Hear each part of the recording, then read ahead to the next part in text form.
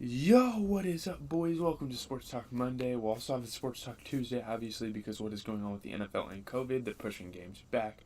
And those games actually matter because we only have one a week for the NFL. For NBA, you can kind of rub it off and whatnot. NBA is dealing with a lot of COVID stuff, which is giving a lot of players opportunities to jump up in this list. So it's interesting to see that. Um, you know, Obviously, last night that Marvel video was a big failure. I promise not to let you guys down again on the video game content. I know some of you guys don't come for that, but I have some pride in it. So yeah, I want to show some respect to y'all and give y'all the top-notch content. But anyways, if you're new around here, we do the top 25 players in the NBA at the moment.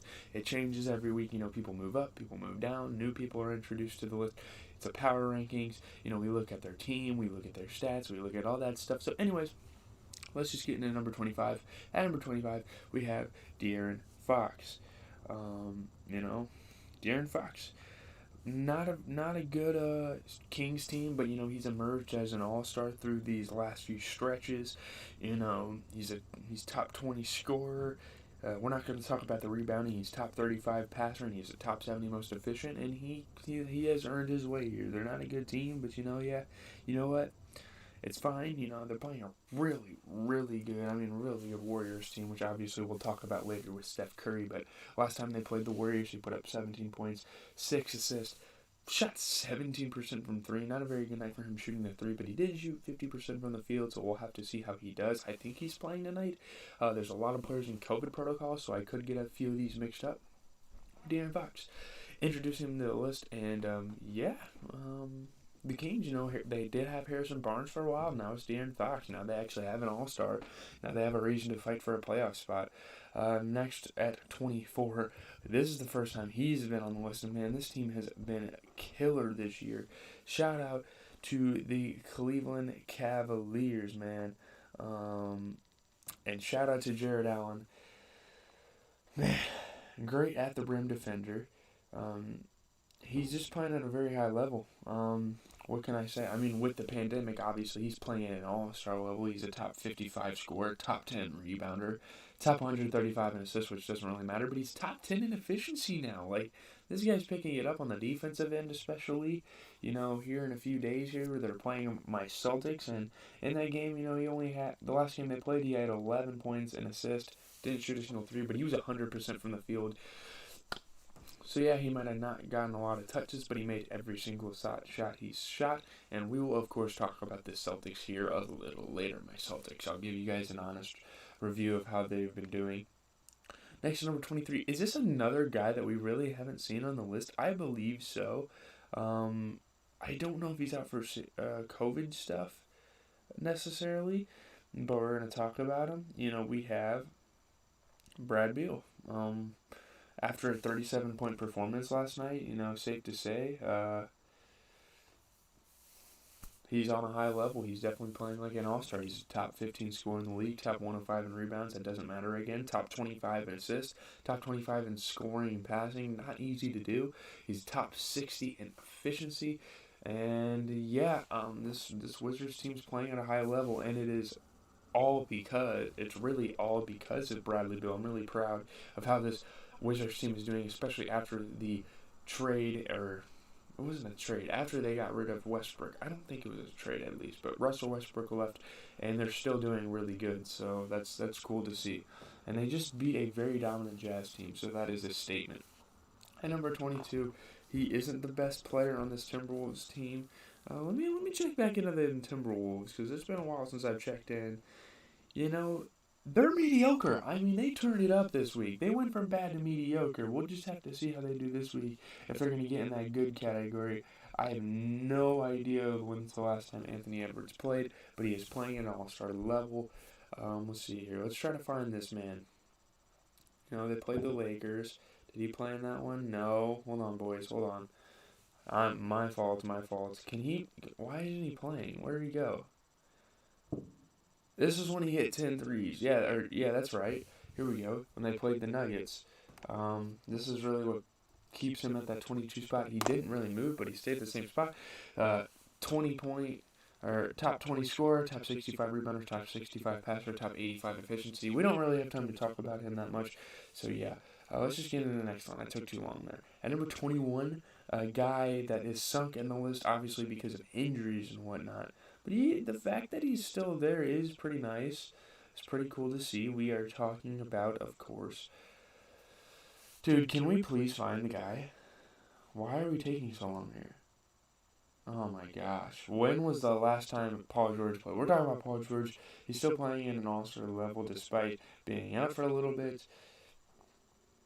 They don't win games without him. Where is this guy? It's so annoying. Where is Paul George? Gosh.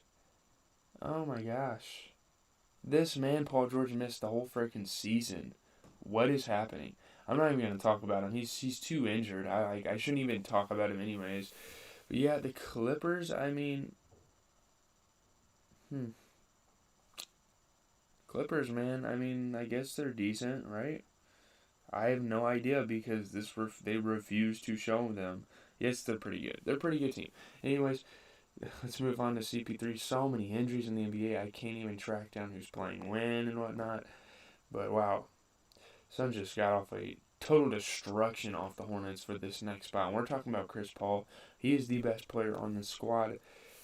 I mean, top 80 scorer, top 135 rebounder. He's the best passer in the league, though. Again, when you're the first in a statistical category, they're going to put you there, and he's the top 30 most efficient.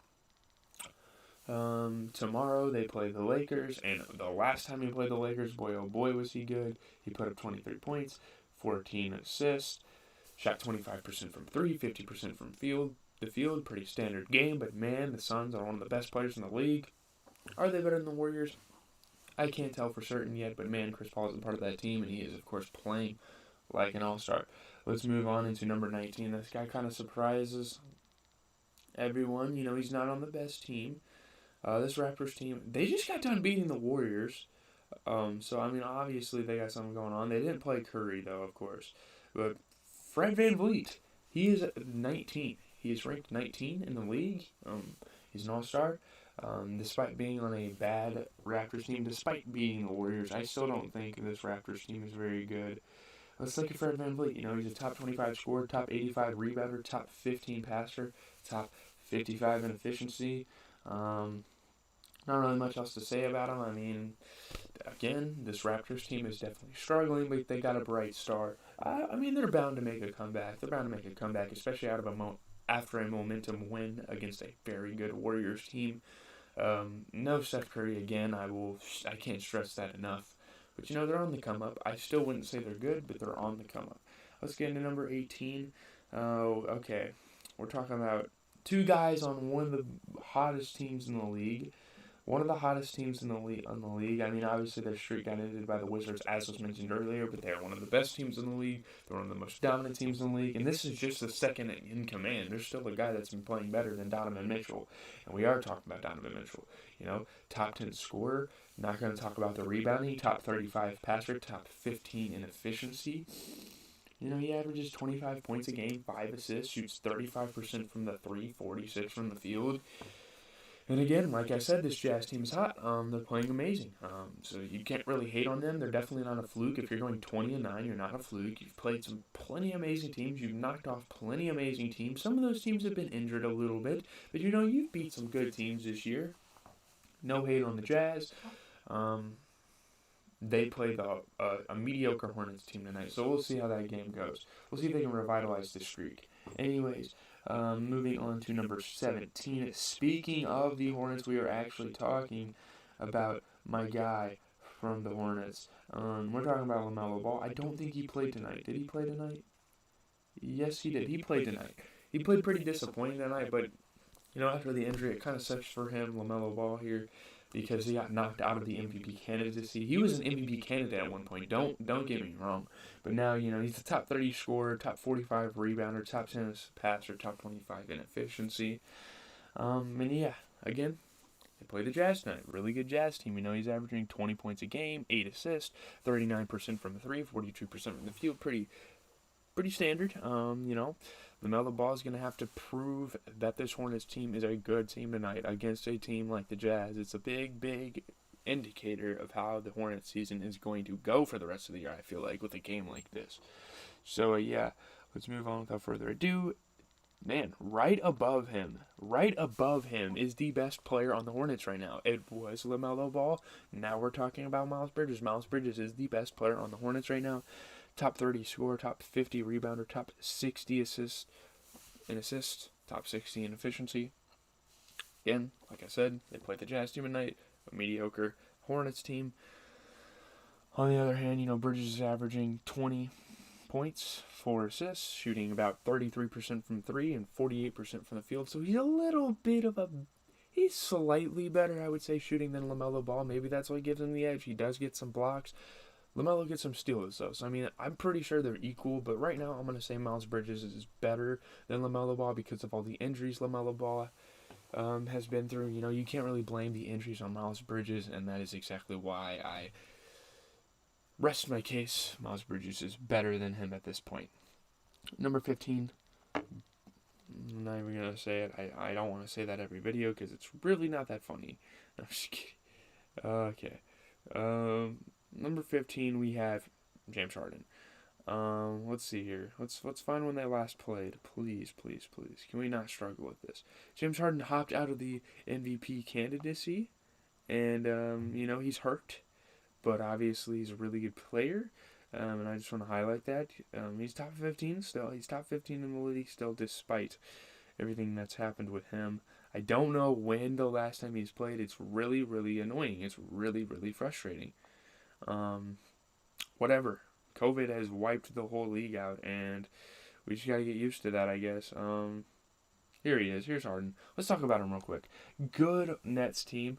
He's top 25 scorer, top 35 rebounder, and he's the second best passer in the league, top 40 in efficiency. So Harden definitely deserves top 15. That's all I have time to say about him. Number 14. Let's see here. Let's look at this squad we got going on here. Where are the Knicks at?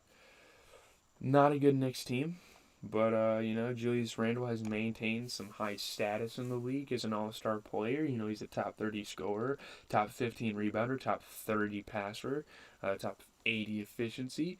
Tomorrow they play a bad Pistons team, so maybe they can gain some ground. They're 13-17. This Knicks team needs to get their heads in the game. A guy like Randle averaging 20 points a game, 5 assists, 34% from the 3 and 42% from the field. He doesn't deserve to go 13-17 in a year, of course. I feel like he deserves way better. I think this Knicks team needs to revitalize themselves. Maybe they're getting a little momentum off of Kemba Walker finally playing some good basketball, but we will have to see how the Knicks do this week. Let's see. Coming in at number 13 is the best player on the Jazz. Obviously we talked about Donovan Mitchell earlier, but again, we got a 20-9, 20-7 Jazz team. We are talking about Rudy Gobert. Now this man is the best rebounder in the league, top 70 scorer. Not going to talk about the passing. We never talk about the passing with Rudy Gobert, but he is top 10 in efficiency. He's averaging 15 points a game, only 1 assist. Doesn't shoot threes, but he's got 74% field goal percentage under his belt, and of course the defense is insane. Regular season is averaging 2.3 blocks per game and 0.8 steals per game, and that's actually not bad for Rudy Gobert. 0.8 steals, when you're getting 2.3 blocks a game, man, you're definitely the 13th best player in the league. Man, you're definitely top 15. And man, people should start giving you your respect. No one gives this Eiffel Tower any respect, and I'm here to do so. Coming in at number 12, we have another big man. This is the best player on the Timberwolves. Again, we talked about another player on this team earlier with Ant-Man. But, you got Karl-Anthony Towns coming out here and playing some great basketball. He is the 12th best player in the league. Another, again, mediocre team. Tomorrow they're playing a bad Dallas team, so hopefully this Timberwolves team can bounce back. Karl-Anthony Towns is a top 15 scorer, top 20 rebounder, top 70 passer, top 15 in efficiency. And last time they played Dallas, he put up 24 points, 6 assists, which is better than normal. Shot 33% from 3 and 40% from the field, so not a bad game. Hopefully he can play good again. They play tomorrow. They don't play tonight. For all you Timberwolves fans that are wondering, but this will be a big statement game if they can beat this Mavericks team. Yeah, Karl-Anthony Towns, I show him some love. He's gone through a lot, and he's still playing at a high level. You know, coming in at number 11 again on my fantasy team, this guy just stays in that top 15. He stays there. It's up and it's stuck. Jonas Valanciunas, the foreign NBA center. Wow, we have had a rise of those in the league. Obviously, the Pelicans are like a top 5 worst team in the league. But Valanciunas is a top 35 scorer, top 5 rebounder, top 105 in passing, and top 20 in efficiency. He's averaging 19 points a game, 3 assists per game, 47% from the 3. That is insane. And he's shooting 53% from the field. Man, this guy's lights out. And he's had a couple of high, 30-point games, And tomorrow night they play a bad Portland team. Honestly, almost as equally bad as the Pelicans. So maybe this is their chance. Zion has not came back yet. I don't think he ever will. But this gives Jonas Valanciunas an opportunity to be an all-star this year. So move on to another number 10, another guy on my fantasy team here. It sounds like the same thing every week, honestly. I've been watching the Lakers quite a bit, actually. We're talking about the Lakers here, of course. And we're talking about Russell Westbrook. How is this Lakers team doing? They're doing good, honestly. This Lakers team is doing really good. I'm actually proud of what they're doing. Anthony Reeves hit a game winner. That was awesome. I watched that game. With these 3 stars, it's hard to find chemistry, but I think they finally have. And, Russell Westbrook is putting up 35 points a game. No. He's top 35 in scoring. What am I talking about? Top 40 in rebounding, top 10 in passing, and top 100 in efficiency. Not the best there. But you know what? Tomorrow night, they play a really good Phoenix team. If they won this, that'd be a big prover. And the last time Russell Westbrook, he played the Phoenix, put up 15 points, 9 assists, didn't shoot threes, but he shot 40% from the field, so not bad there. This was the top 10. Getting into number 9. These are the guys that should be considered for MVP. I don't think they should necessarily win it, but I think they should definitely be considered. Oh, Jesus. We are way back. What am I doing here? Hold on. My bad, boys. Number 9, we're talking about, just to save some time here, we're talking about Domantas Sabonis of the Pacers. Can we please find where they play last? I hate teams that have 5 games in between. What are we doing here? Okay. Still a bad Pacers team, of course. That's the whole point of this thing. But Domantas Sabonis, he is a top 40 scorer, top 5 rebounder, top 50 passer, top 15 efficiency. Tomorrow night they do play a good Heat team, but you can expect Sabonis to put up about 16 points, 4 assists, shoot about 52% from the field against these guys. So yeah, maybe he plays good. Maybe he plays better than I say he does. That'd be the over-under for that game for sure, though. Let's move on to number 8. This is a guy of another struggling team, and obviously people will be like, "Whoa, when you're on a struggling team, you're gonna get buckets." Yes, that is true, but this guy's just a bucket anyway. It doesn't even matter. He's one of the most improved players in the league. They just beat the Jazz, dude. And we're talking about DeJounte Murray, the walking triple-double. He is the Russell Westbrook of the league right now. And he's playing better than Russell Westbrook, so I have the right to say that. Top 40 scorer, top 25 rebounder, top 5 passer, and top 30 in efficiency. Tonight, they play a good Clippers team, and they're not a good team themselves, so they got to prove themselves here. Last time DeJounte Murray played the Clippers, he put up 26 points, 9 assists, shot 50% from the 3, and 57% from the field, so I think you can expect another good game, especially without Paul George even wanting to guard him or anything. He's probably not even going to play. Maybe he returns tonight, though. I don't know. Anyways, moving on to number 7. This is a guy that, unfortunately, he is the best player on the Lakers, but unfortunately, he's kind of bounced out of the MVP candidacy, all because of an injury, though. I will say I'll give him the benefit of the doubt. We are, of course, talking about Anthony Davis. He is still the 7th best player in the league, no doubt. Top 15 scorer, top 15 rebounder, top 15 in both categories, top 85 in passing, and top 15 in efficiency. He's top 15 in everything that matters. And I don't think he's playing tomorrow night against Phoenix, but last time they played, he put up 22 points, 3 assists, and shot 33% from the field against them. He's obviously not the best shooter, but he takes a lot of shots. He's a very offensive player. He will shoot a lot. He averages 2 blocks a game in the regular season and 1.2 steals. So he continues to play a high level at defense. That is why he is probably the 7th best player in the league. Plus, he's one of the best scoring centers in the league. He probably is the best scoring center in the league. But anyways, let's move on to number 6, the guy everyone thinks is MVP. And I'm here to tell you why. I will continue to tell you why he's not. I'm not a Curry hater, but I'm going to tell you why he's not the MVP. Okay? I will tell you guys real fast. He passed the 3-point record. Shout out to Curry. You know what I mean? All the love there. All the respect. You deserve it. But you're not the MVP of the league. You are 6th in the MVP standings for me. You are a top 5 scorer in the league, though, of course. Top 75 in rebounding, top 20 in passing, top 15 in efficiency. Tonight, they play a bad Hawks team. The last time you played them, you put up 27 points, 10 assists, shot 27% from 3, 39% from the field. And of course, you were the best 3-point shooter in history. So I've got to give you credit for that, but I'm not going to credit you the MVP for this season because we got some guys, man. We got some guys ahead of you, you know? It's not all about team record. Let's get into the next guy who we will actually, let's talk about him next. Who is he? Where is he? Where is he? He just got put in the COVID protocols, and he is still a top 5 player in the league. So these guys are like almost you could say heavy favorites for the MVP award. We got Trae Young, dude. Trae Young is having a better year than Curry. I'm sorry. I think he is. You know, he's the 2nd best scorer in the league. He's top 130 in rebounds. We obviously don't talk about that with a 6'1" Trae Young, 164-pound Trae Young.